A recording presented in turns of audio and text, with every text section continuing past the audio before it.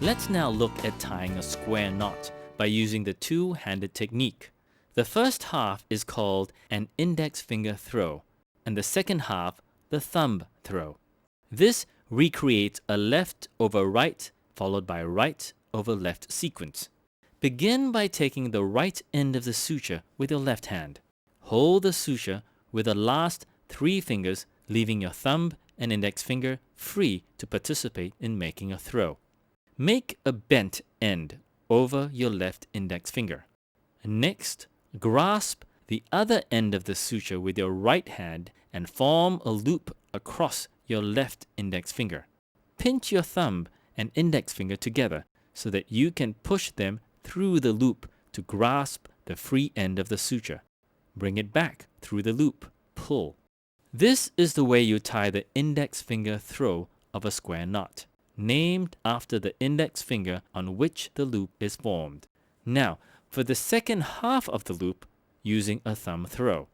Maintaining your hold with your left hand, bring your left thumb beneath the suture to form a bent.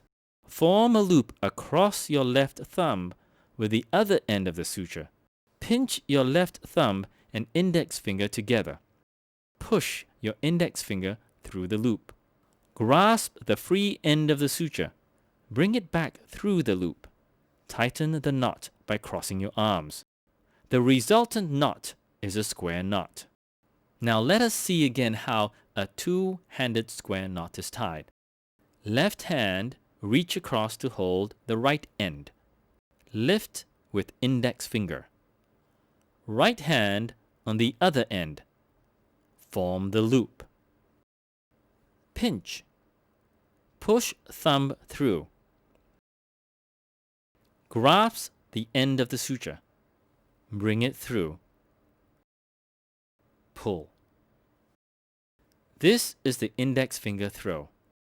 In the second half, hook the thumb underneath the suture. Create another loop. Pinch. Push index finger through. Grasp. Retrieve. Tighten the knot. Note that the hands are pulling the suture across the midline. Check to see that a square knot has been formed.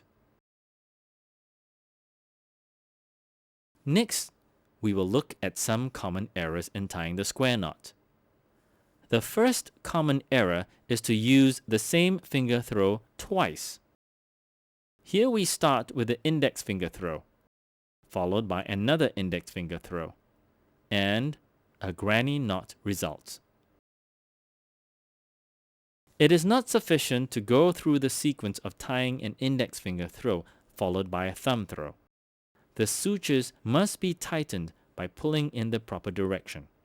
In a proper square knot, the dark strand begins on the left and emerges on the right.